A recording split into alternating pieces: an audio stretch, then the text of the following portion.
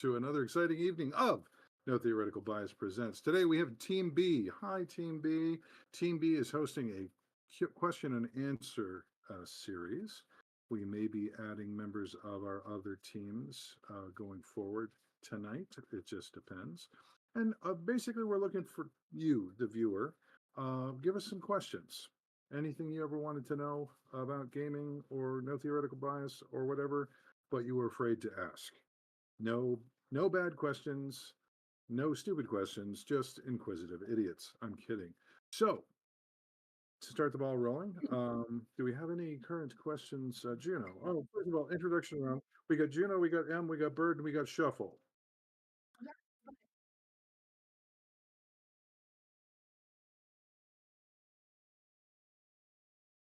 Okay, so start with a question. Hello, everyone. Hey, now you can hear me. Hello. Yeah, Hello. huzzah. First, I just want to say hello, everyone. There we go. Can you see us? I will be our host this evening, Juno.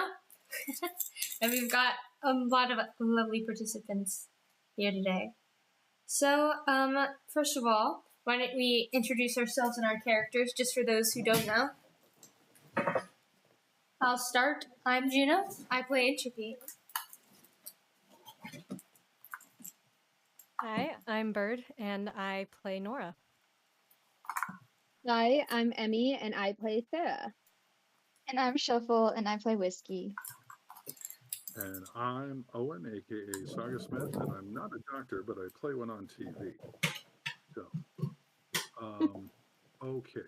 So let me make sure I've got this muted so that I can watch us and whatnot. Okay, so. We got a lot going on for us today. So, first of all, I think we're gonna go ahead and start with you, Bird. Just because you're first up on our list of pictures. So, how did you come up with your character concept, and what led you to choose and land on the person that you did? So, I had not played this system prior to this campaign. So I started out by reading through the different playbooks and classes to kind of get a feel for what kinds of characters you can create in this system. Obviously, there's a lot of like freedom and creativity in that, but at the same time, I wanted to see like what archetypes of characters maybe lent themselves well to this system. And in doing that, I remember like having this like inkling of Nora's personality and a little bit of her like quirks. That's how I tend to build character, is primarily personality first. I like to say that as I play a character, it's just a process of me getting to know them better. So that it was kind of born maybe out of me studying architecture for a short time in high school. Having some experience with that, like when we decided that it was going to be a level 0 campaign to start with, I was trying to think like what trades or careers do I actually have some knowledge in that I could potentially translate to a character in order to bring that in. Because, you know, we like to play knowledgeable and capable characters, even if we are level 0. So that was kind of maybe what influenced it as well. Well, that's certainly interesting. Architecture. Mm-hmm. May I ask a follow-up question? Yeah. Yeah. Has your character, over the course of play, as you say, you're getting to know them, has your character ever surprised you thus far? Yes. There were definitely moments that I think it's usually other characters that bring it out, like the surprises, in terms of like collaborations or mishaps. Moments where characters might butt heads or like end up having a really interesting dynamic that you wouldn't have expected based on first impressions. Me and Nora getting kidnapped. Those who get kidnapped together. That was definitely unexpected. But like, I'm trying to think back because I know that I'm one of the members that's been absent for a little bit longer. Yeah, it's been a long while, especially for you. But we're getting back into it. Yeah, we're back in, and and ready to play. I'm trying to think any specific moments. Yeah, I think it was the moments when we discovered like the pirate crew, and They're not supposed to be like there. all of a sudden things became significantly more high stakes, and the inadvertent like loyalties that I think are starting to form amongst the group are also have been really interesting. And that's one of the things that I really enjoy about this system and about the way that you run this, Owen, is the bonds, and like how that's created based on experiences in play, and we like focus on those very specifically at the end of each session. So yeah. Can I ask another question to the group? All right. When you came to me, by the way, GMs out there, do this once in a while for your own edification. I came to this group and I said, what are you in the mood to play? And they're like, what are our options? And I think I gave y'all 8. And they ended up picking 2. We want something steampunk and we want 0 level PC. Adventure. Yeah. Let's go. All right, I can do that. So again, one of the core concepts of a Powered by the Apocalypse system is bonds, blood, history, whatever, character interrelationships. And when I threw this crew together, none of the characters had met yet. This was their first bout of interaction. So I'm going to put this to all of you. What is your opinion of the fact that you had to or you were called on to form relationships with the other players? Was that or just tell me your experience of forming relationships with the other PCs and then having to codify that relationship in a bond blood history kind of a way. Let's start with M. So I think it's actually made us a lot closer, like our characters and even us just as players. Because now we've like created bonds, like I mentioned, Sarah and Nora getting kidnapped by pirates, and all of a sudden a whole nother side of Sarah came out ready to die to fight a whole pirate crew to save her friend. So it was just, I think it's made us closer and it's helped us kind of figure out like how our character fits in with the group, rather than just like you said, we all came as like single people and then was thrown into this adventure together. Right. And it's helped us like figure out the dynamic as we're playing. Shuffle, what's your take on that?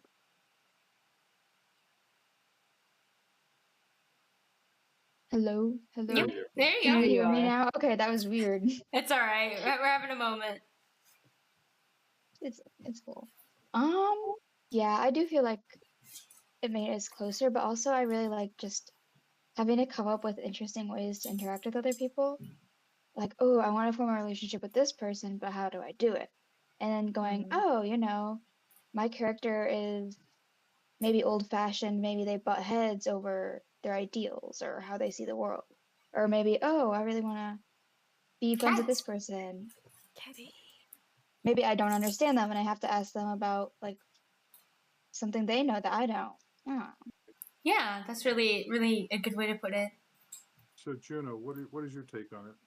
I agree, but I think that's kind of the center of all role-playing games is the party and how those party bonds come out and form.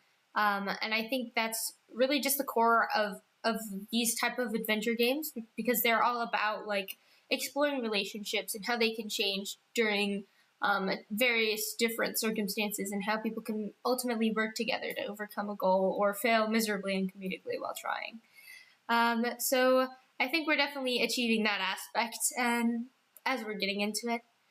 But to continue on with the previous line of questioning, I was going to ask Emmy how you chose and came up with your character Thera. So when I heard that we were doing steampunk, my first thing that came to mind was this art I had seen of like this really like ethereal like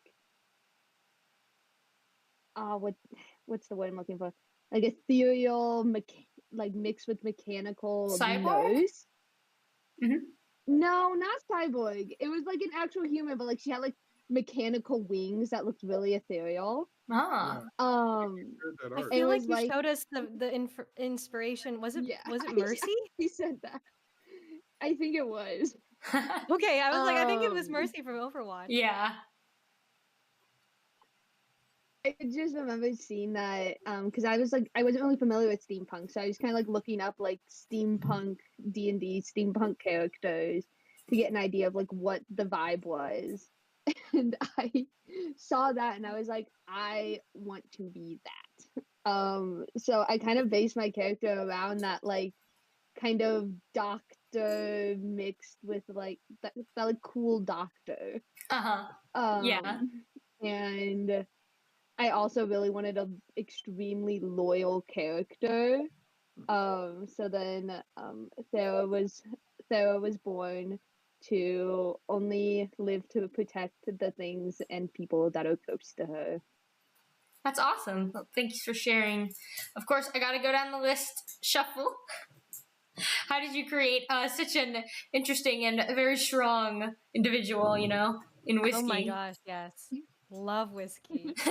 Well, Love 'em. what I look for in a character is a character that's fun to play. Mm-hmm. Like I love giving them funny little quirks and just something that can bring maybe some what do you call it? Levity to the situation? Mm-hmm. Levity, I think. Levity. Oh my gosh, too many T's. No, you're close. You're close. But just sort of a character that's fun to play. Like they can get serious, but they're mostly kind of I don't know, just make fun little situations for the group, Mm-hmm. have interactions that could be a little different. I have no idea where I got the idea for him. I genuinely don't know. You're drunk I as had the him day for a that you while. found him. I had him for a while. I had an idea for him for a while, but no game to play him with. Mm-hmm. So he was just kind of floating there. And I was like, hey, cowboy. Good place to put him. There is a podcast that you might get involved in, any of you and any of our viewing public who does it. The woman's name is Star. Star plays games, and she does a characters without stories podcast. Basically, characters that you've created but haven't had a chance to play yet. And I would it- love to do that so great- much. yeah, Love get a hold those. of her. We I'll might give have you to the contact info. may have to make our own little spin-off sometime then. Oh yeah, Oh, that would be awesome. that would be so fun. I Ooh, have what if so we did a many characters. stream? Oh, sorry, I interrupted you. I was gonna say, what if we did a stream where we came up with like characters that aren't in our, what is it? Plot? Yeah, Story? our And then we cast. could like, Yeah. yeah, we could like draw them on stream. It'd be really cool. We could Oh, talk we about could them. totally do Oh, a drawing yeah. stream for sure. That sounds like a good Yeah. I idea. love Let that. us Doesn't know matter in our chat. artistic ability. Let us know You're in chat drawing if it. you're interested. I can definitely, carry some of that way, I think. Always love it when people explore I would their love to. Speaking I love doing character chat. art too. That's a lot of fun. Speaking of So, Juno. that, Yes. Juno, how did you Speaking come of up with your character? that, I came up with Ntb. I've been thinking about it a lot. I was thinking of like the idea of a tiefling and them having their virtue name. So for those of you who don't know what a virtue name is, it is like a descriptive term that is supposed to embody a part of a character and what it means, basically. So you can grow into a virtue name, or it can change over time depending on how you change as a person. But for example, a classic one would be like tragedy. I thought it would be really interesting to pick a tiefling with a virtue name like Ntb, because it is the inevitable corruption of everything that surrounds you. So I wondered how that concept might turn up in a long-term to medium-term length campaign. Interesting. And I like That's the such color an purple. interesting name. All systems tend toward entropy in a physics Mhm. sense. The other one I was thinking of, has anybody here read a book called Tail Chaser's Song? Nope. It's about No. cats, and the main character's name is Freddy Tailchaser, and they have potential for 3 names. There's your face name, which is what everybody calls you, and his face name is Tailchaser. because he was rambunctious as a kitten. But your mama gives you your heart name, and his heart name is Fritty, Frittii, so Fritty Tail Chaser. And that's when you only give to like your closest friends and dearest loves. And then, of course, every cat dreams one day of getting a tail name. And the tail name means that you've done wonderful things for all cat kind. And it's a beautiful book, very well told. And the mythology of cat kind, how we came to be, where people came from, is just chef's kiss. But Mm-hmm. so the what do they call it with the Devilkin? The Devilkin, the Tieflings? Virtue name? Oh, yes, virtue names. Virtue name. You're thinking they're a little similar to that. But the other thing I do when I choose a character is I try to play as diverse and as different types of like personality-wise characters that I can. So I tend to be very loud. So I thought I might try to play a librarian who is a little bit more bookish and trying to be a bit less outspoken. But we'll see how that goes in the future. Oh, cool. I think you play her very well. Thank you. Yeah, agreed. She's so charming and endearing as a character. Like even from like the get-go, I remember. I appreciate that. Like just Entropy as a character, I'm like I can picture her so clearly in my head. Jump answer. Right. Emily was asking about the name. That was my cat Ollie. Right. Ollie, when we got Ollie, he was this big. I was actually going to ask, how did you come up with such a cute character concept, Owen? I really have never seen such an adorable like little character waltz onto the screen.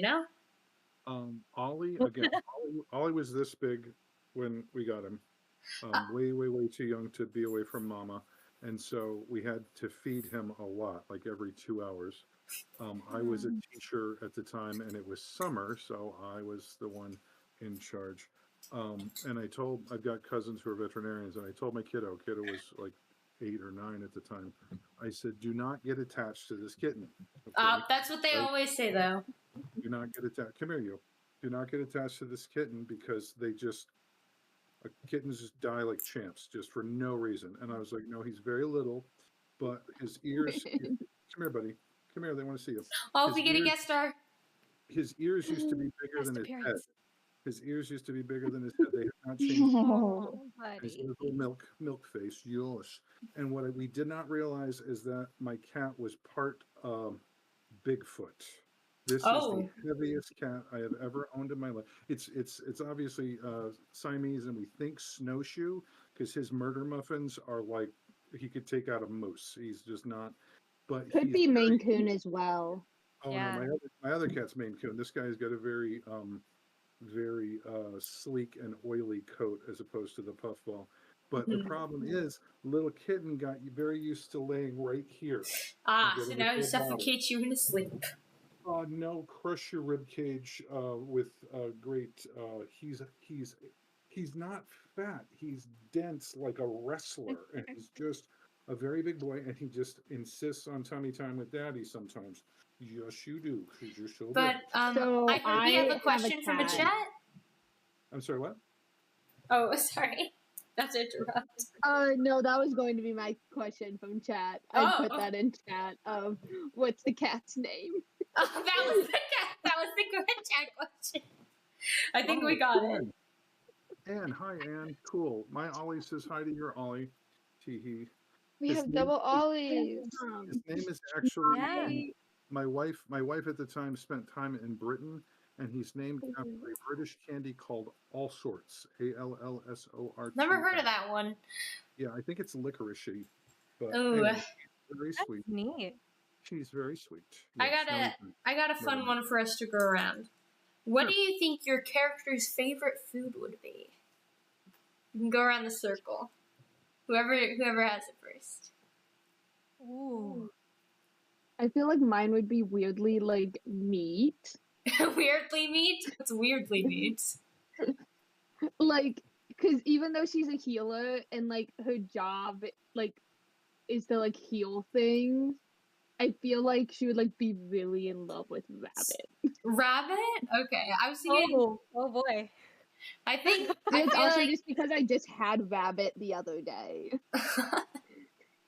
I think Entropy would be like a grape soda kind of girl. Like she definitely likes grape flavoring, artificial and real.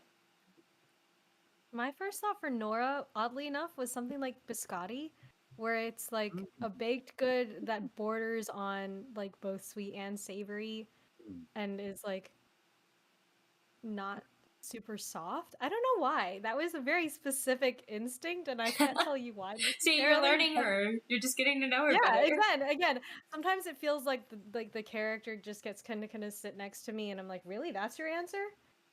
Okay. I think for whiskey, maybe like a rhubarb or like a really hearty grain bread. Rhubarb. That's certainly interesting. Also, I cannot Rhubarb. believe you would say rabbit with whiskey right here. I know. I know. How I could was you do like that to shocked. him? We got the rabbit and the rhubarb they eat, so. So insensitive, I tell you.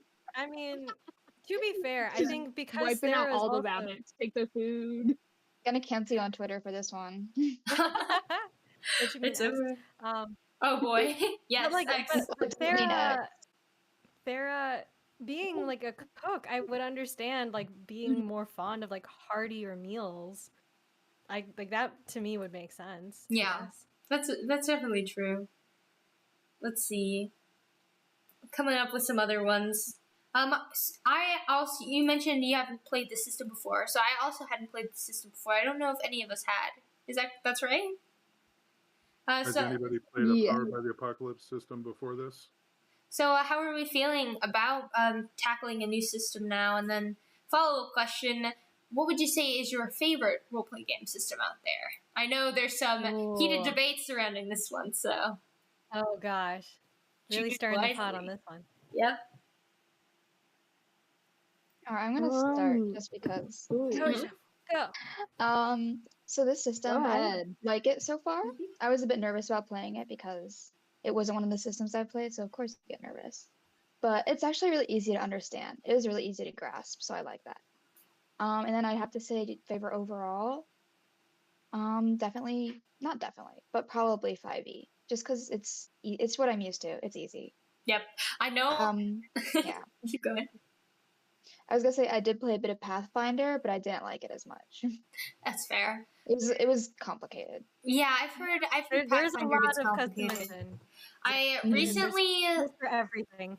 Recently looked at a Call of Cthulhu character sheet for the first time, and that was intimidating. So, I know, Owen. I know you're gonna be a little mad at me for this, but I do like 5e a lot, and that's mostly because when I play it, I would say it's about 80% homebrew and 20% the original rule set. So absolutely, that's just the best way to play it. You need to look up Ship of Theseus when you're talking about 80% homebrew. So thanks for getting that reference.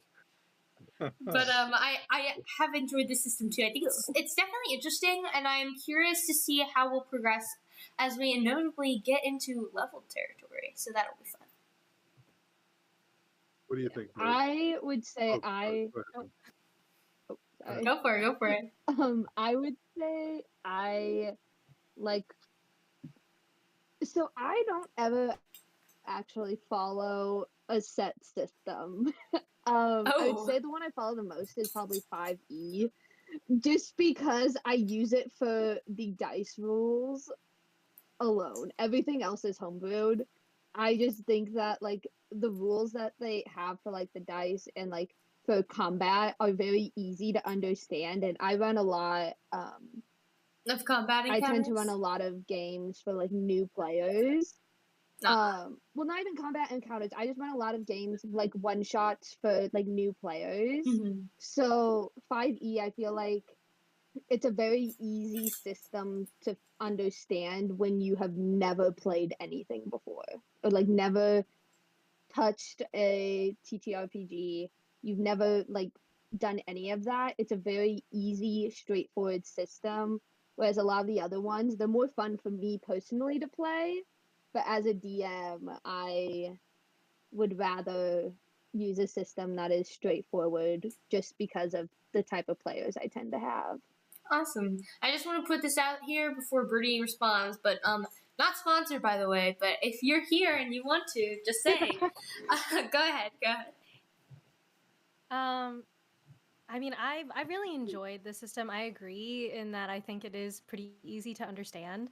I also like its emphasis on like XP being earned through failures and like learning experiences, Yeah. the use of bonds. And I think it is pretty accessible in terms of like the types of dice that you're rolling. You don't have a ton of modifiers that you're having to worry about doing a ton of math.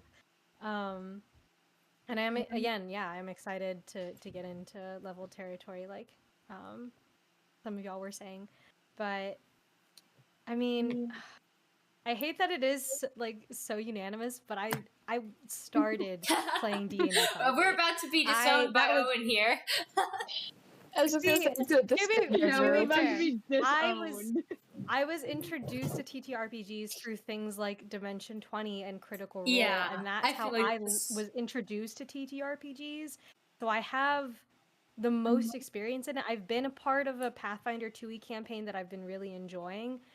That definitely has a learning curve to it, but then again, I also did jump into playing an alchemist as my first ever Pathfinder 2e character, and it is famously one of the more difficult classes to learn as a new player. Yeah.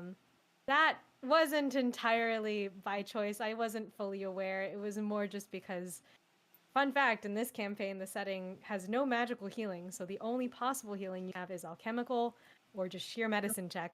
So I was like, I'll be the support healer. I'll just play an alchemist. And then found out that was a whole thing to take on. So there's been a bit of a learning curve, but yeah, I still love her 5e.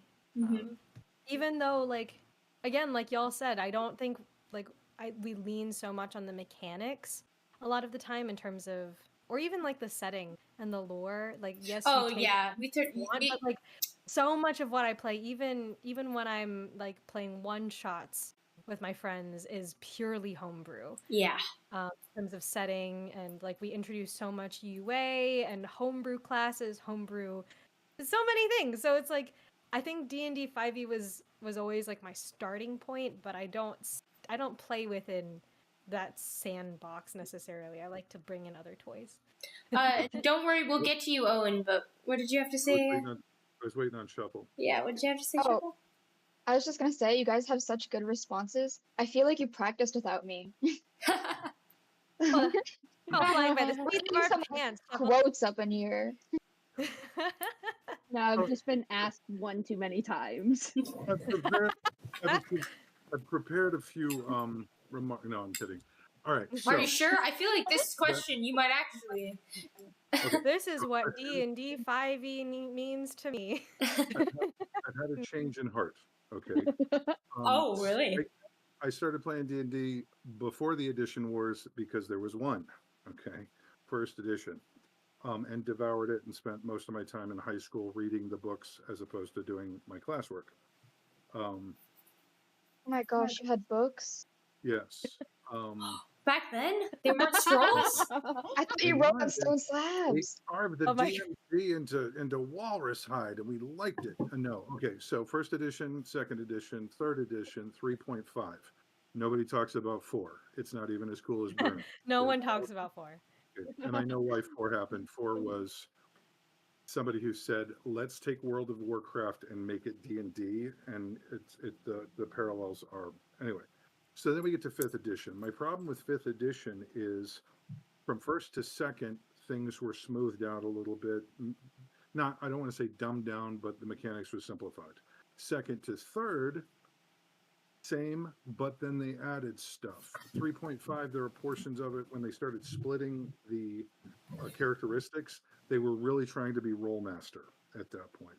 Along about 3.5, I started fighting for the Society for Creative Anachronisms. And I'm like, armor doesn't work that way. Initiative doesn't work that way. Reach doesn't work that way. Don't even get me started on grappling. So I got into Role Master, which is really, really, really, really, really crunchy, aka Chart Master. And you could literally do anything. You could come up with any character concept you wanted. The problem was the critical tables. The combat was really lethal. I mean, really Ooh. lethal. In D&D, three guys with heavy crossbows step out and say we'd like a word, and your 20th level, barbarian berserker's like, I got 9,084 hit points. I could take 5 shots directly to the eyeball. Okay, blue. Not in Rollmaster. Rollmaster, you're like, yes, gentlemen. What can we do for you? I had a party face off against the big bad, the biggest bad. The first attack, the guy open-ended high on an initiative roll, so he went ahead of anybody else. He barely hit the guy, barely got the lowest, tiniest crit, and then maxed that. He put a sword through the big bad's jugular and carotid, pulled it out. Not dead in the first round, in the first attack of the first round. Fight over. All right, so Wow. very, very, very, very crunchy. Anyway, went from that to 7th Sea, which is extremely elegant. Can't say enough. Hi, John Wick, if you're watching. Went to 7th Sea. Beautiful, beautiful, beautiful, elegant system. Loved it, loved it, loved it. Played that forever. Went into Middle Earth role playing. Anyway, so I bumped into Powered by the Apocalypse. Here's my problem with 5th edition before I move on. 5e is enough like all of its predecessors that I kind of think I get it, and enough unlike it that it trips me. Okay. Mhm. It's like if somebody went through your house and moved 4 pieces of furniture and you have to walk through Or it. in the moved dark. everything like 3 inches to the left. Exactly. Well, it's not that bad because everything 3 inches to the left is It's just 4 adjust. pieces of I'm like, furniture, but you can't tell which ones. yeah, and you're not told in advance, and you got to run through it in the dark. Okay, yeah. So it's just enough to trip you up constantly. So that was annoying. And then, of course, everybody gets access to spells at 3rd level. That's called power creep, and that's called Jedi. Yeah, everybody wants to be a Jedi. So it's just like, what, And then when you realize that the higher level creatures in the monster manual were Gary Gygax giving a big double finger to his current game campaign. Oh, you're 74th level, huh? See how I handle a guy can destroy you with his eyeballs. Oh, he's got 10 of them. Okay, thank you. So it's just like, and again, when I'm a historian, this close to a history minor, I'm kind of a historian of where the games came from, and they're all direct line from wargaming, tabletop wargaming. Yep. And so hit points, initiative, that it's Very combat focused. Extremely. Okay, so I realized I didn't have a problem with 5th edition. I had a problem with the way people played 5th edition. And then when I looked into the numbers, everybody plays it roughly the same way because it only rewards one thing, which is combat and success. Mhm. You don't get XP from RP. Nope. Exactly. And about that time, I started teaching. I taught math and theater and English for 12 years. I got into teaching, and the pedagogy said you learn best from failure. And I told the professor, that's BS. Prove that. He says, you play video games. Yes. You're in the tutorial and you're learning, right? Yeah. And then you meet your first boss fight, and none of your strategies work. Oh my gosh, he can throw fireballs in the corners. Oh my gosh, oh my gosh, oh my gosh, doing the body English. He says, if we put an MRI on you right then, your brain is going, what do we do? What do we do? What do we do? What do we do? And those synapses are going, and dendrites. He's like, that's when the learning happens. I'm like, this makes sense to me. So then I bumped into Powered by the Apocalypse. Apocalypse World, Vince and Meg Baker. I hope you're watching. And they had all the character sheets online for free. I'm of Scottish descent, so free is a really good price for me. And then I realized that 80 to 90% of the system is on the character sheet. And I was looking at this. I'm like, I could play this now with just the character sheets. I could play this now. Went and bought the book. And it's more of a vibe and a feel. Experience through failure, experience through interacting with the other party members. Okay, that is a core mechanic. Interaction and changes. It's since exploded, since Vince and Meg were like, as long as you put our name on it as it was based on, go to town. There are dozens of PBTA titles. I've only written one, and I'm in the process of writing 3 more. But I love this. I love this. And things like give your players the chance to answer the questions. What's the king like? I don't know. What's he like? What do you think? What's he like? Oh, he's skinny. Oh, he's skinny, doesn't he? No, no, no. He's one of those. He's annoying. He can, like, pound down 3 full size pizzas, and he's never gains an ounce. He's just burning. What else? He's into books. Oh, really? Books? All right, that's yeah. He loves old books, new books. Doesn't matter. Just bookish. Okay, so eats all the time, insane metabolism, into books. Okay, cool. I didn't have to come up with that. That was a gift. Thank you, players, for giving me. Get off me, Ollie. You're huge. No, no, no, no, no. You're a sizable percentage of my body weight. Go away. Sorry. So wait. The players get a chance to add to the storyline. Guess what happens when little Mikey says, "This is what the king is like," and everybody goes, "Yep, yep, yep. That's what the king is like." Little Mikey shows up next week for Game Club. Little Mikey has got some buy-in because this is his story now. I was teaching junior high school students at the time, and so we're the only species we know of that tells stories, and we tell stories to understand ourselves, each other, and our place in the universe. And so when you got a hobby like this where everybody's telling stories, it ain't my story. It's all your stories. I'm just running around, painting scenery like 2 feet in front of you. Oh, here's a giant hole in the wall with a bear. It's like, okay, cool. And that speeds things up for you GMs out there. If you're spending more than 20 minutes prepping for your weekly game, I don't. I come up with a couple ideas, and I throw them at these wonderful, amazing people, and they go, "Oh gosh, it must be the prince behind it." The prince is behind it. Underline, underline, and it's amazing. It's amazing. So, 5th edition's my only issue with 5th edition now is it's the 800-pound gorilla. And everybody has seen Critical Role, and everybody has heard of D&D, and everybody's watched Stranger Things and Demogorgon, and blah blah blah. And it's just like, okay, it's part of the zeitgeist now, and that's great.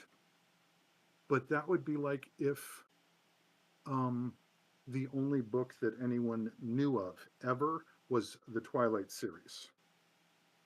Okay. Oh no, I love Twilight. It's so great. I love the characterizations, and they develop characters. I think I just threw up a little in my mouth. No, they didn't. English teacher, stab, stab, stab, stab.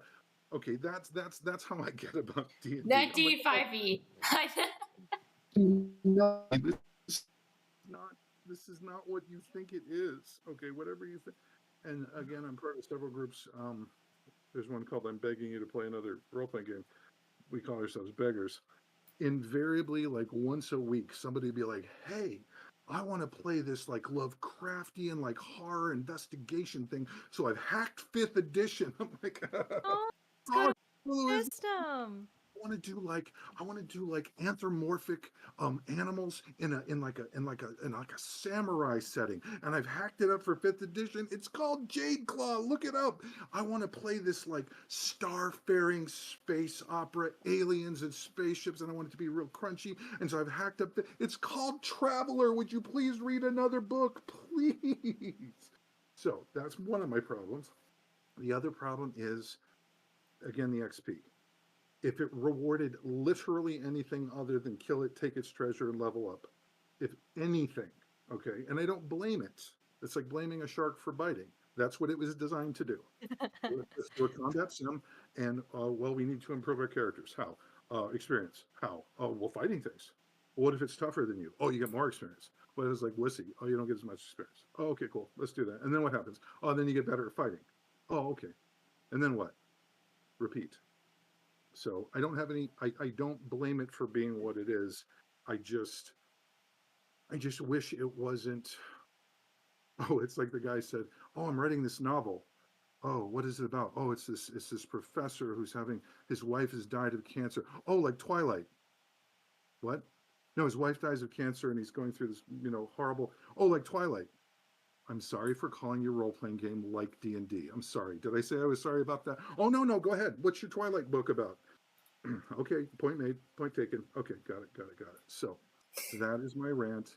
I am done. And thus concludes Owen's 10-minute TED Talk. Thank you very much for coming, everyone. All right.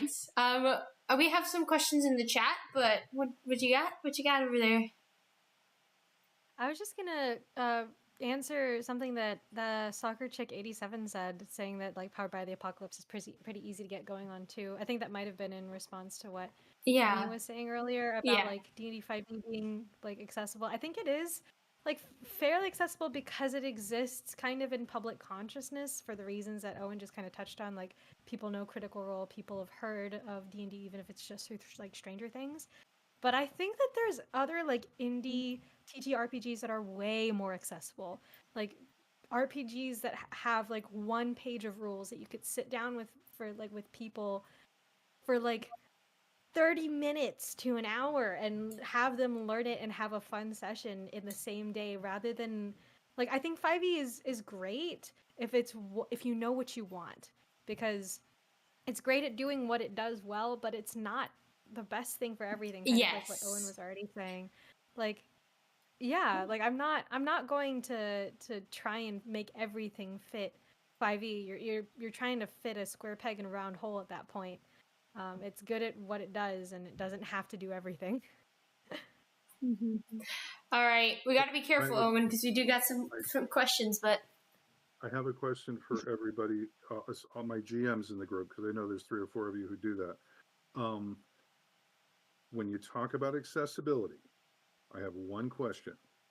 How long would it take for a group of new players to the system, or even better, new players to the hobby as a whole, to come up with a character in the system that you're playing? If 5e takes hours. If somebody says 5e takes 30 minutes, I will eat my shoe, okay? Having speaking from experience, somebody who had never played D&D before and sat down to build a character. You have to have a session 0.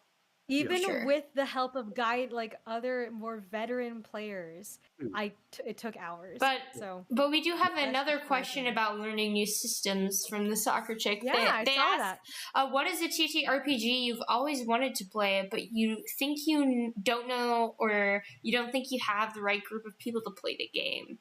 I have a cheat answer. You have a cheat answer? What's your cheat answer? My cheat answer is technically Thirsty Sword Lesbians. That's been because of my availability issues. That's not been because of not having the right. I've been curious about that too. I see out of the corner of my eye every so often. What is that thing? What is that over there? But for my answer, I've actually been kind of interested in playing the new Root RPG. I don't know much about it, but I've played the game, and I think it's pretty fun. So I'm curious what an RPG system like that would be like. Anybody else? Okay. You also are interested in the Root system, I see. Root, Wanderhome, Mouse Guard, those are all, they're not like recent additions, but they're all similar, little anthropomorphic animals in a kind of a fantasy setting. Thirsty Sword Lesbians, by the way, is another PBTA title with an emphasis on, well, it's kind of what it says on the box, romantic-ish relationships between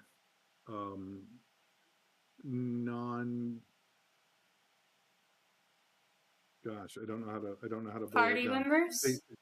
Basically, I backed it on Kickstarter.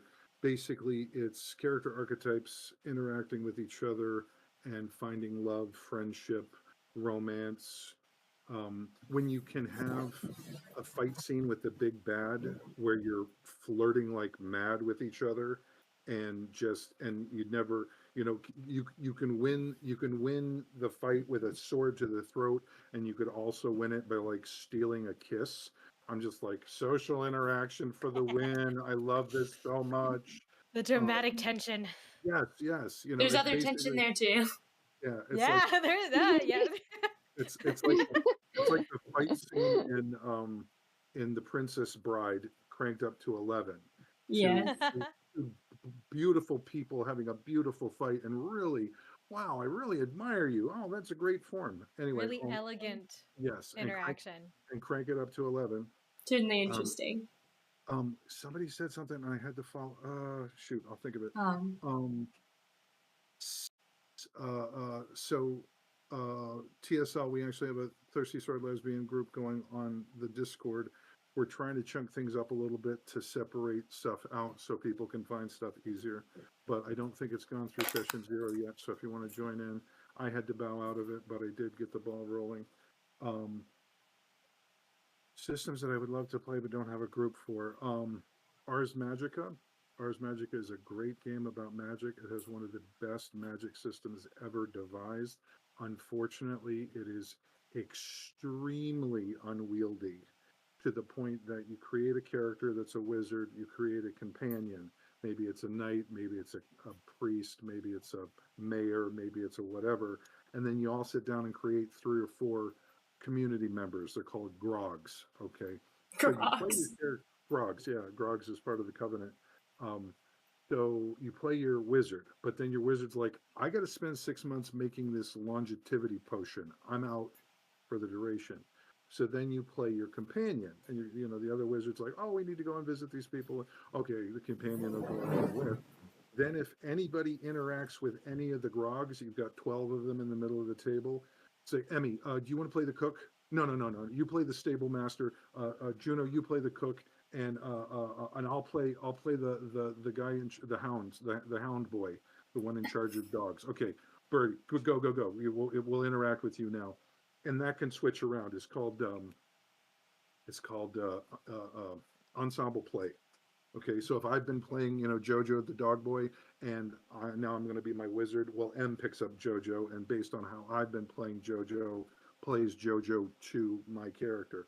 So, and it's a very long haul game. I can't imagine a 1-shot or even a 3-shot of this, because you make your whole covenant, you make your whole crew as an ensemble, and it's all doing things. The other one I can't get anybody to play is called Band of Blades. Band of Blades is based off of the Blades in the Dark system, which is a derivation of Powered by the Apocalypse. Got a lot of the same DNA. Band of Blades is a game in which you are playing the mercenary company doing a last ditch retreat from the undead hordes, and it's musket era fantasy, and it's episodic, and every episode there's you get up to 3 mission choices. One you can automatically succeed at, and one you have to go and play out. If there's a third, you automatically fail that one for dramatic tension.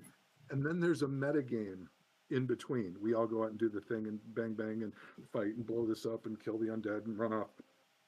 Then there's a meta game in between.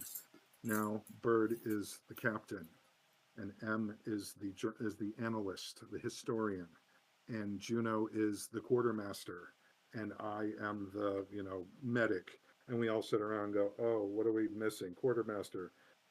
Juno's like, Nance or shovel. We're out of grain for the horses. We're out of grain for the horses. So the next missions that come up, we get to pick. And again, Bird gets the last choice because she's the commanding officer. We should probably get some more grain. The other ones will get us all this. Yeah, we need to do the grain mission like now, or all the horses die. If anybody dies in a mission, we write them into the annals. We write them into the histories, and we have a mourning ceremony for all fallen troops. I'm just like, wow, there's so much. And if anybody's read Glenn Cook's The Black Company series, it's but I can't get anybody to play it. All right. So what's another one? If I might butt in? Please do. I mean, I remember on the topic of like TTRPGs that we're interested in playing but haven't really found the people to play with. Mm-hmm. There is a Filipino TTRPG called Tanana, and it takes place in a universe that's very like based on pre-colonial Filipino history and mythology. And there have been other like pre-colonial Filipino systems like Gubat Banwa, I think, is another one, but that one's very combat focused. That one has to do with like a lot of like martial, like warring tribes type setting, whereas like Tadana is a little bit more like exploration and magic. Mm-hmm. And that's something that I would love to get my hands on because I remember a while back I'd seen information about like I went down this. You're cutting out a little bit. Oh, just try to speak at a lower tone. I think. Just see. Is this all good? I'm just gonna keep talking. You're good. I went down this whole rabbit hole researching. I think it was a group of artists and like writers that had collaborated to try and create a supplement to a region of Faerun that existed. That's very inspired by Southeast Asia, like Polynesia, and it wasn't super fleshed out. And I think they were going to develop it, and then I think something happened during COVID, and they didn't end up fulfilling the project. But then I learned about another thing, another like third-party 5e supplement that was very pre-colonial Filipino mythology inspired, and then I started doing research about actual other systems that were based in this mythology and lore. And all of those things I would love to get my hands on with a group. That sounds super interesting. I know different folklores from different places are always really fun to sink your teeth into. We do have another question, though. This one is from an anonymous viewer.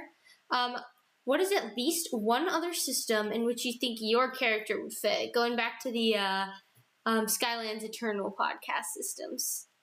So let's start with Emmy, if you have something.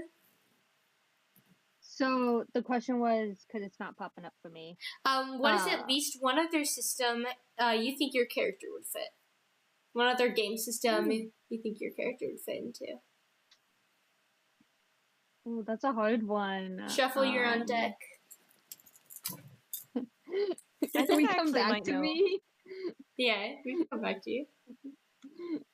Shuffle.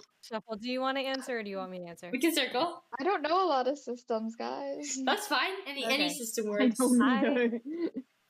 I have inklings as to some of Nora's trajectory as a character, like where I'm hoping to steer her mechanically. Personality-wise, we'll see how it turns out.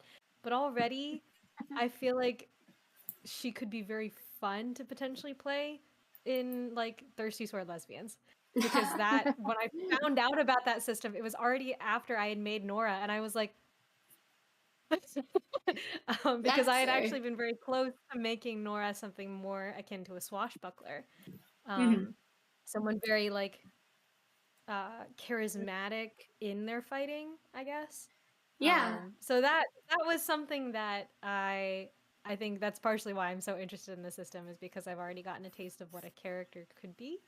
Yeah. Like so, yeah.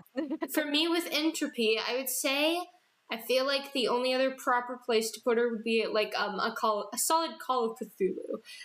Just because of the dark tones, I feel like that could be real interesting with a bookish person in that, and seeing how that would go. Maybe Candela Obscura then as well, because that one's very, very similar. Yeah, I haven't heard of that one, but I'm sure you're right. Yeah. You I feel can like anything that like requires because I don't know a lot of systems. You could stick her in a solid 5e. No, I feel like no. But I feel like she would fit in any kind of system that requires that more like punky kind of like strong-willed healer. Yeah. So like possibly Call of Cthulhu, just because she'd be the one who jumps head first into it, just because she wants to like try and help all the people affected. I think it'd be really interesting to see Thera in masks. Do any of you guys know that system? It's a so it is a superhero system. Where you get superpowers, and that is how their like combat works. They have basically you can like push past your limits. It uses 2d6, which is similar to most Powered by the Apocalypse games. So, but I feel like it'd be an interesting one to see your character in for sure. You have one, Shuffle? I don't know what to tell you guys. There's like a cowboy system, Wild Whiskey. West. I just think whiskey supersedes genres and all Yeah. different types of systems. So I think whiskey is just gonna become And God, and that's all. That's what she wrote. Whiskey is the new like multiverse Multiverse crossing drop whiskey in the character. Spider-Verse. See, this is where I would say you probably never heard of this one, Shuffle. There's one called Deadlands, which is AKA the Weird West, and basically Wild Wild West and magic comes back into the world. There we go. That sounds Your about very right. own. Yeah, whiskey would fit in just fine, just fine. Oh, by the way, Bird, I did, full disclosure, I did write a playbook for Powered by the Apocalypse called The Swashbuckler. Yeah, I remember seeing you sharing that with us. Yeah, no, and Thirsty Sword Lesbians just makes my heart go pit-a-pat because they're all swashbucklers of various styles. Exactly. Yeah. The other cool thing is it's not genre specific. When we started it, I said, you all want to be like piratey type? Do you want to be like Renaissance? Do you want to be like Jedi? Do you want what? And they're like, ooh, space opera, space opera. I'm like, okay, we can do that. And that's fun. The first adventure I had planned for them, I don't know what they're going to do, but the first adventure I had planned was, oh, okay, you're all like this and that. You're going to be security for an interstellar rock band. Ooh. That's fun. Yeah, like the girl band, woohoo, it's Spice Girls in space. Well, no, it's who's the current girl band out of who's the big K-pop girl band now? That's a controversial question. I mean, Blackpink is one of the bigger ones. Blackpink works, but I like Blackpink. There's other ones. I would say, to be fair, probably please, New Jeans right now. Yeah. So being security, extra security for the interstellar rock band, I thought that was going to be an absolute kick in the ass. So feel free to steal that, anybody. But so if I can talk about my setting for a second, and where it would plug in. What if we? Yeah. Any fantasy that could incorporate steampunk. There's a game called Iron. I think it's called Iron Kingdoms. That's pretty steampunkish. Again, this steampunk Savage Worlds has got several steampunk settings. But if I can just talk 50 words or less about the actual setting. The setting was actually inspired by a friend of mine, Scott, who unfortunately died a few years ago of suddenly, way too young, pancreatic cancer. But Scott had put this bug in my ear. What if you had a world where it was chunked up into chunklets for whatever reason? And it was always in the back of my head percolating. So when all y'all said, hey, let's do like some steampunk thing, I'm like, okay, steampunk. What's steampunk? Airships. Airships. Oh my god, that would work perfectly in this because flight is going to be huge. So thank you all again for giving my old friend Scott's idea some life. And I hope you're enjoying playing in the universe. Yeah, actually, I got a question for you. Such a crazy concept. I got a question for you, Owen. Do you have any secrets you're willing to share about the universe with us today, or anything we haven't run into yet? Okay. Anything like you want to tease? Yeah, anything you want to tease, small tidbits, anything like that. Okay. Are you all familiar with the concept of shower thoughts? Yes. Yes. Yes. Very much so. Yes. Standing there, this is the same, and this and this. You got a lot of time to think.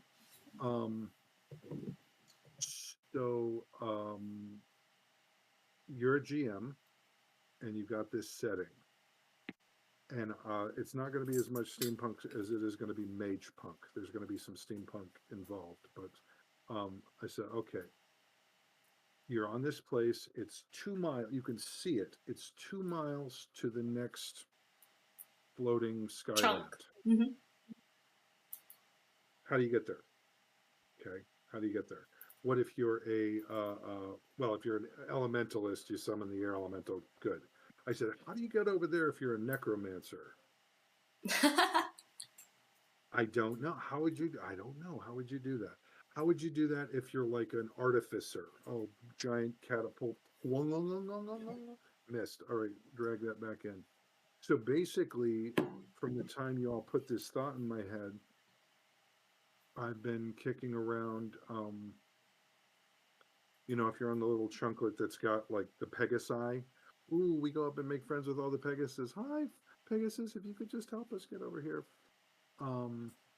Since resources are hella limited, anybody who can get from point A to point B is going to be expansionistic and colonizing. Okay, luckily they're the bad guys, so that's a bug in your ear. My next one was, where do they bury people? Your population just got to a certain point. You throw them over the side. Oh, we love you so much. Yeet, and you're gonna death. run. You can. Space You're burial. gonna you're gonna run into one of the solutions to that very quickly. Oh boy. And then so usable space. So basically, anytime you go anywhere new, okay, it's going to be, if these people are some, capital P or little p power in the world, what's their flight mechanic? How do they get there? Is it liftwood? Is it dragons? Is it Pegasi? Is it, helium? Is it, hot air? Is it, ornithopters? Whatever. So that's going to be a cultural shift. And second, when you look at things like languages and you look at things like cultural development, everyone talks about isolations. Okay, the five of us, if we're hanging out playing games for 6 months, we're going to come up with our own little private codes. Oh, that was a real whiskey moment. Remember the time whiskey was like, body surfing and inhaled half the ocean, being dragged by the. Didn't you do that? Yeah, I did the water elemental and it got started too fast. Okay. So, maybe pull a whiskey is going to be a slang, or, we all know what we're talking about. That was hilarious, by the way, Shuffle. Well, nicely done. Didn't the water like grip you or something, like pull off your pants? I I think said, you lose Your something. pants. yeah, Shuffle like pulled Let half us all drowned. know. and I'm Lots like, of pants. I say, okay, you can say that. I can't. Anyway, so if you do this for 6 months or 6 years or 60 years, we've developed our own language. We've developed our own cultural references. We've developed all this, and now multiply that by roughly 1,400 people who can live on a 10 by 10 mile chunk of air. So how are the cultures going to develop? What are they going to have for, what's their, That's a what's good their point. main deal? What are their rituals like? What's their religion like? We pissed Yeah, off I was gonna God. say beliefs in the gods, especially after an event like this that would flip the Yes. planet up. I can't imagine what religion is like in And this. they're all isolated too. So every Less speculation they organized have, religion. everything they speculate about what might have happened might be like different or even inaccurate because of the Yes. distance. Yes. And it's hard to be an Plus, you atheist. could also. It's hard to be an atheist when gods show up and throw rocks through your windows. So, you bastard. You were saying. Yeah, I was just gonna say, you could also have really like an interesting narrative surrounding like unification surrounding a specific like radical Chunk. religious belief, potentially against the gods, especially if like hard times are befalling the poor people who can't seem to get beyond the circumstances of the gods. And we have haven't even run doomed into them to this fate. we haven't even run into the Celestial yet. Oh yeah. So Terry Pratchett, in one of his Yes. best books ever, it's called The Last Hero. Everybody knows the first hero. He stole fire from the gods so that people could be warm at night and safe. Okay. I'll give you the setup. I won't tell you anything No. about how it plays out. Um, in the last hero, these elderly barbarian heroes, they're in their 80s. And there are old barbarians and there are bold barbarians, and there are very, very few old, bold barbarians. And these guys, and they made it. One of their friends dies really stupidly. He chokes on a cucumber. And he doesn't get to go to Valhalla because he choked on a cucumber. The best warrior Right. they've ever met, ever. And he doesn't get to go to Valhalla because he choked on a cucumber. So they've decided they are going to return fire to the home of the gods in the form of a giant keg of plastic explosives. And they're going to take the Mount Olympus equivalent off the map because they are mad, mad, mad, Wow. mad, mad, mad. And it's epic. And it's a comedy, and it's hilariously funny, and you will understand and recognize all of the characters in it. And it's not a long read. One of my favorite things is they want a bard. They want a skald. You must sing the saga when we die, and they kidnap just the wussiest, like, French, velvet hatted minstrel. Oh gosh! And they're dragging him along on their adventure and making him write their epic. He's got a story arc that's amazing. But yeah, what if the local religion is, we're going to destroy these absolute, celestial beings who messed up all of our lives? And would you join them? Rebels are always more interesting. Tee hee. You've given me way, way, way too many good ideas with that question. Thank you. All right. We got about 10 or 15 minutes left, so anyone in chat, let us know if you have any questions. And we appreciate the input. Thank you very, very much. Anne, did you have any other questions? I have plenty of other questions, but while I do that, since we're about at the hour mark, let's go ahead and take a 5-minute bathroom and other, rest break. How about that, everyone? So we will be right back. Thank you.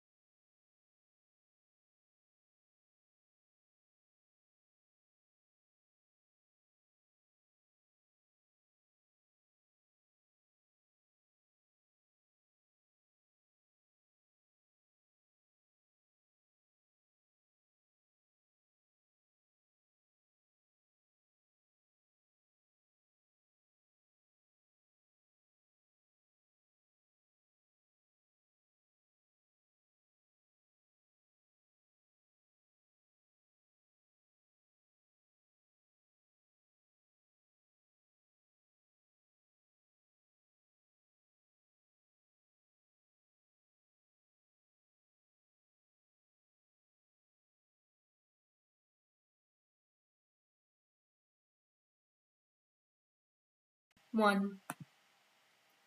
Hello, everyone. We are back. And we have a question, don't we? Emmy, you want to read that off for me? Yes, so it says, thank you, Anne. What are your character's favorite colors, hobbies, animals? It's kind of like 3 questions. Mm-hmm. So I guess I could go first. My Sarah's favorite color is aquamarine, specifically the like color of the ocean. Her favorite hobby is she doesn't really have many hobbies because she's always busy. She always used to be busy in her village healing people. But I think her favorite hobby was wandering around the woods and trying to find a good place to sit down and read. And her favorite animal is an otter. I don't know why. It's just an otter. Aw, I love that. Any particular kind of otter? Specifically the like river otters, like really playful ones. Are you familiar with the Amazon I guess I River? could give a backstory. I don't think you're referring to the Amazon River otter. Yeah, Because those, my druid's like, can I have an animal companion? I said, yeah, what do you want? He says, Amazon River otter. And I looked him up. They're 6.5 feet long. They're Humongous. No, the little Scary tiny a little. ones, the little I love tiny them. No, I river think you- otters. I don't know if they're river. They might be ocean. Well, No, there are river otters No, as they're well. called river otters. Yeah, it's a thing. Maybe They're the not North Amazon American river otters. otter? They're Yeah. the baby. There's they're tiny the little little there's tiny little ones. otters. There's the North American ones. Yeah, like, they're super they're like cute. this big. They're like this big. right. But No, ooh, I feel like I've seen those. Not those. I want the little tiny playful ones that she used to watch play around in the river by her house. yeah, Aw. we live with Sea them. otters. Yes. Okay. Maybe I am thinking of sea otters. But I swear they're like freshwater. There are freshwater ones. There are. There are. There's But like there's North both. American river otters, and they are cute. Yeah, Very all otters are cute. Yeah. Even the Very ones good. that'll But, kill like, you. sea otters are the We're not ones the that 6 people foot are ones. usually. Because they play with sea urchins a lot, and people love taking photos of that. I know. Yeah, I know. Who wants to go But next? there are river otters that are also very, very playful. Steffel, do you want me to go next? Or Go Juno, do you ahead. want to jump on it? I can jump on it for you guys. You get some more time to think. Let's see. Entropy, it's color, favorite animal, and then hobby, right? Yeah. Okay, so Entropy is very purple. So I think her favorite color would actually be maybe black or like a yellow, like a sunshine yellow. Like one of the I could happy see that. yellows. Yeah. Her hobby obviously is reading. She's a librarian, but I also like to think that she might be one of those people that had like superstitions. Like she would try so hard to learn magic that she would do these really interesting rituals with like the moon and the stars or whatever to try and unlock her inner power or something, and it would never work. So maybe that was a hobby she did in her free time, was indulge in some local and or suspicious superstitions and wind up in some questionable areas. As for animals, I think something furry as well would fit Entropy. So maybe instead of like an otter, like a ferret, like one of the ferrets that sit around your neck like a scarf. Mm-hmm. Yes, Either no that or like ferrets. maybe like a penguin. I don't know.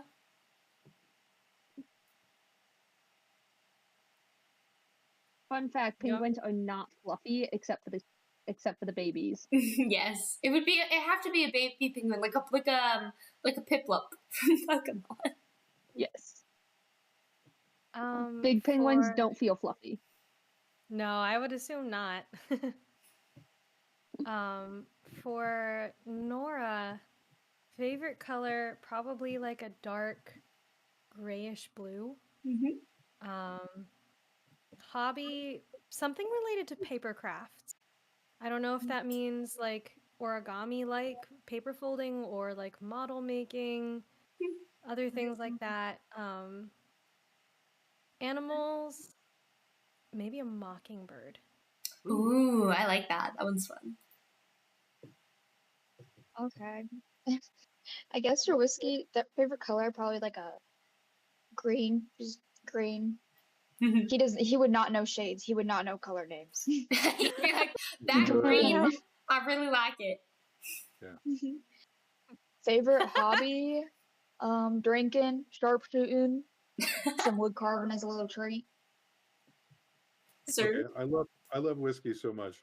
Whiskey reminds me We of the all old love whiskey. saying that guys only find out what colors are when they're in relationships. He's like, hand me the Yep. teal bag. Did you want the green one or the black one? It's not green, it's teal. All right, honey. You know, which do you like? Which do you like better? Do you like the eggshell, or do you like the alabaster, or do you, and I'm like, it's white. it's like, Or the ivory. I just imagine whiskey like, I don't know what an alabaster is, Miss Entropy. Shucks, I mean, ma'am. what did you call me? Like someone say alabaster. Like, what did you call me? Alabaster. Cute. Them fighting words where I come from. Hold me back, You're an hold me alabaster. back. Urgh. I got a fun one. What do you think would be your character's pet peeve? Ooh.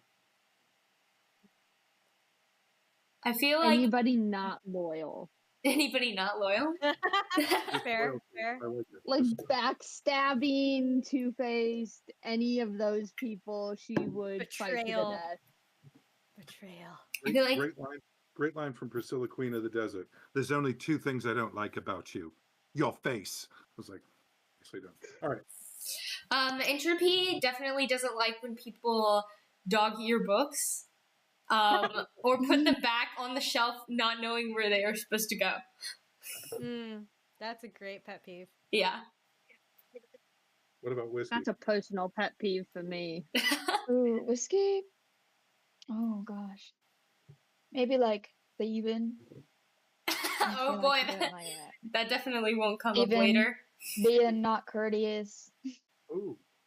Yeah, disrespect, discourtesy. I like it. I like it. I think if he was in the modern age and you showed him like a TikTok video of like someone handling a gun wrong, he would just lose his mind. He'd go crazy.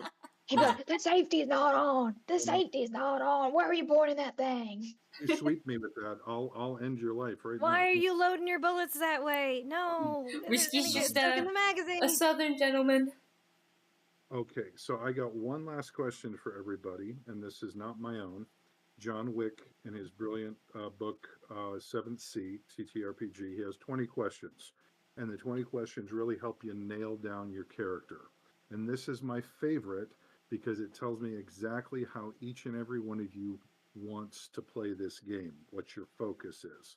The question is, if you got to choose, how would your character die? Ooh. Think about that one for a second. I My- love that. Oh my my- gosh. My example is the paladin. How would you like your paladin to die? He says probably like a rear guard. You know, I'm wounded. I can't go on. Go on without me. No, we can. Yes, you will. I'll smite you.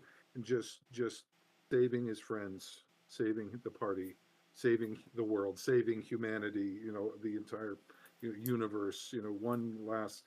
And I'm like, okay, you just told me you're into self-sacrifice. And I got to give you lots and lots of opportunities to put yourself in harm's way to protect the weak and innocent, because you just told me that's his thing. So, how would your character want to die? I can go first for this one because I already know. All right. Okay, yeah. I'm thinking like honorable duel, like and 2 feet far, back's turned. Yeah. Oh my 10 gosh, paces and turn. I took him down, but at what cost? Oh, I can't go on. Okay. Bye, lads. Wait. So you've just told me two things in the last 45 seconds.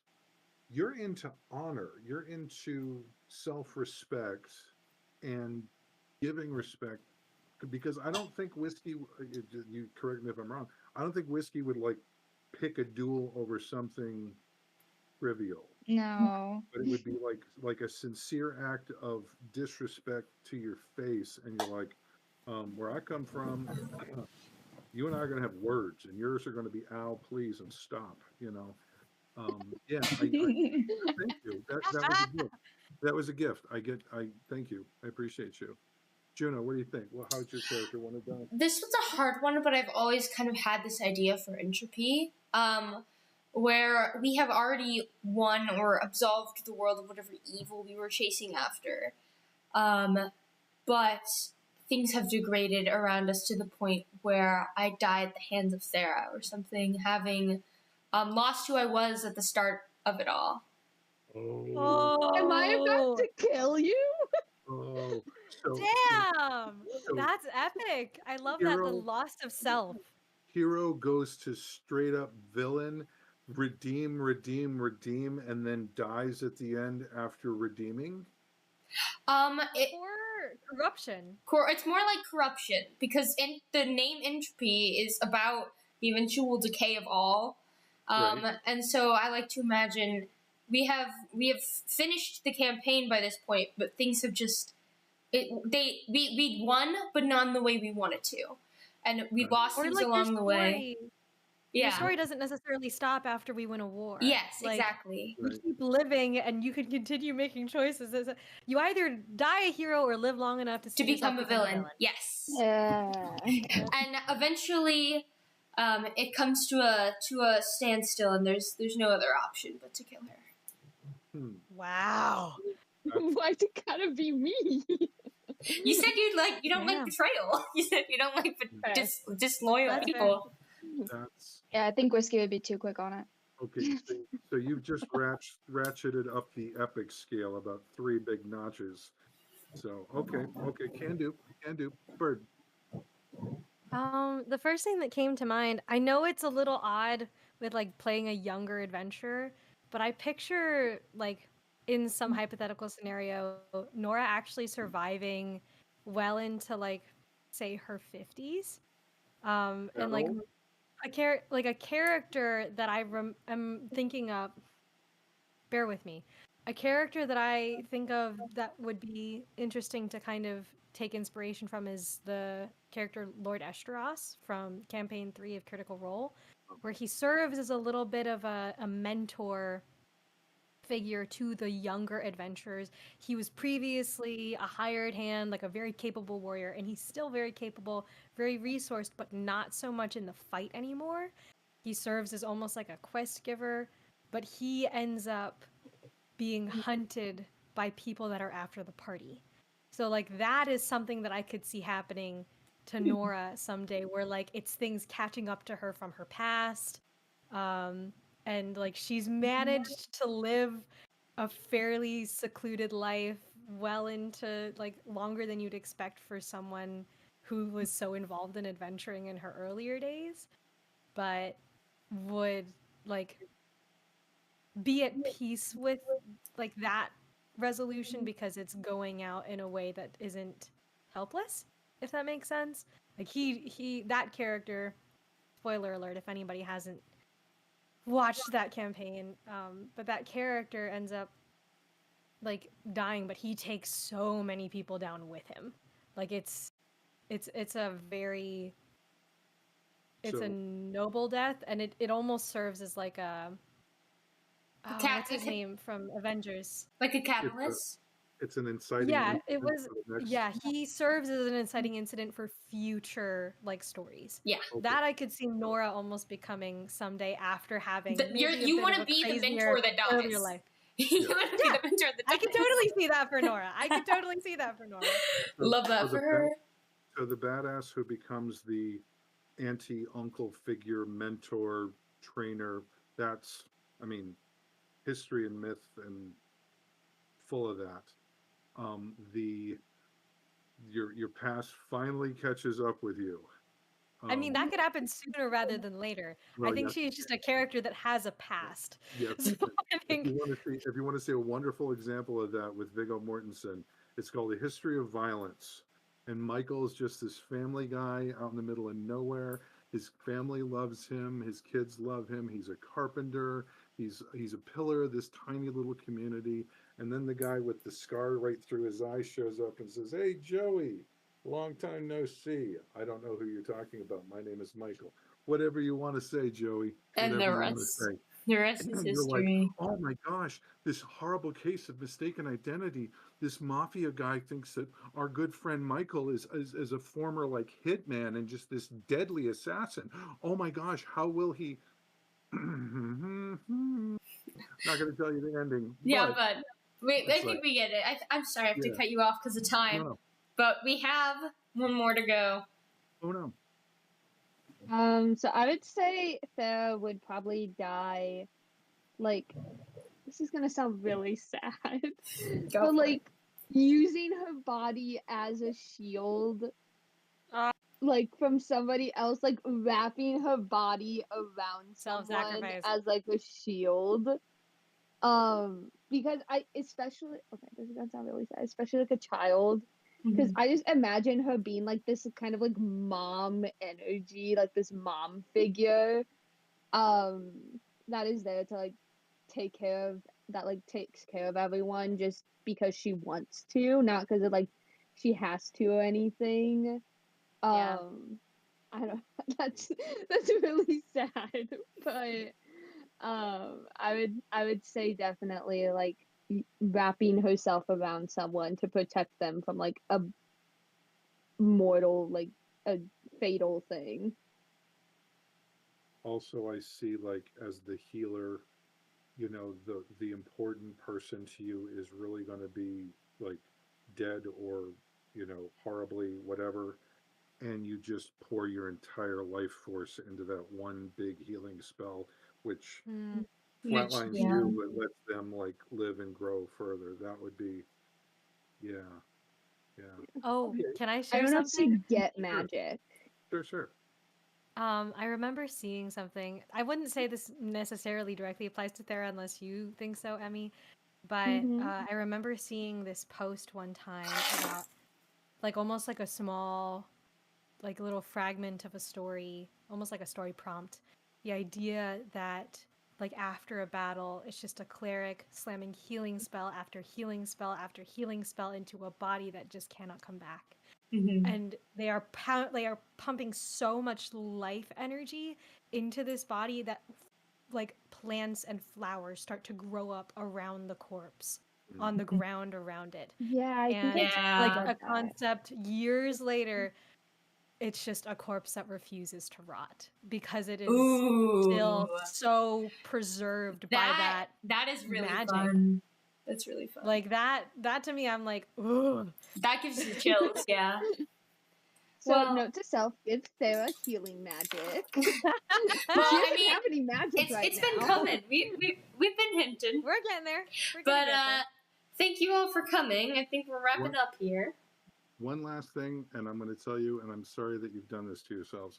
By telling me more about your characters, GMs, We handed the listen DM to a this. knife. GM, listen. Oh no, it's not. It's much, much worse. A frying When your players tell you what's important to the PCs, please don't hurt your players. Please don't hurt your players. You can hurt the PCs all you want. Yeah. For example, I had my friend James was playing a druid, and druid, of course, loves animals, and they were being shadowed by a pack of wargs. 5 PCs, 16 wargs, each of them tougher than any of the PCs. So they're riding and riding and riding and riding. Oh, they're not attacking? No, they're shadowing you. They're staying right on your trail. Your horses are really, really nervous. What do you do? What do you do? One of them blows a riding roll, and their horse comes up lame, and it's the druid. And I said, he's like, I'm not leaving this horse here to get eaten alive by wargs. So he killed his horse.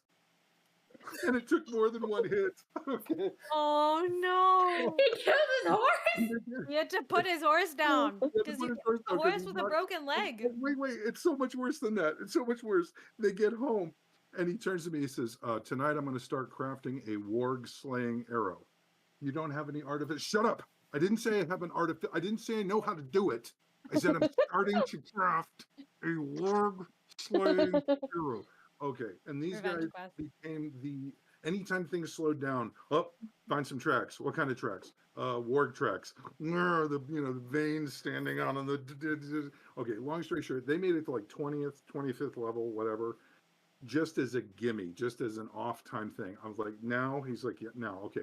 You all take 6 months and you go up into the mountains and you kill every frickin' warg you can find. Okay. Yes. Genocide. You just take all of them out, you know, and you come back. Okay, can this be done? And they're like, yeah, this can be done. So you're giving me lots and little. Oh, you like disloyalty, huh? Here, take a You're little- causing you wanna- secondhand trauma to your players. Oh, you want to heal people, huh? What about this? Oh gosh, you want to just duel, huh? What if somebody knifes you in the back? Oh gosh. So I'm sorry, I'm not a good person. I'm a good person. I'm not a nice person. I'm not. You a don't nice have to be kind to DM. the PCs. Yes, true, that's true. they're meant to be your drama centers, but Oh, We and that- hand Always- DMs knives all the time because it's Yeah. what keeps things interesting. And that is the essence. They asked the guy, they asked the writer, how do you get people to love your characters? He says, easy, make them this much likable and then chase them up a tree and throw rocks at them. And we're all like, oh no, not our best friend. Oh gosh, how can you do that? So, yay. Got a You big literally did that Alright. with Nora. yes, Chasing up actually, a tree. literally chased you up a tree. You ran up the tree. I did not chase you up the tree. Okay. It was No. What else was I You supposed chased to me do? up the It was tree. bro- What else was I supposed to do? I didn't get Yeah. up the tree. I didn't get up the I tree. got up the Well, tree. while we're all up the tree, we must bid Yeah. you adieu. Thank you all for coming Yeah, today. Metaphorically, you're all up a tree. Thank you so much, folks. We will be seeing you guys in a bit. Like and subscribe if you haven't already. We are No Theoretical Bias, of course. We are the cast here today of Skyland's Eternal, and we are excited to bring you more content in the future. So thanks for joining this very questionable Q&A.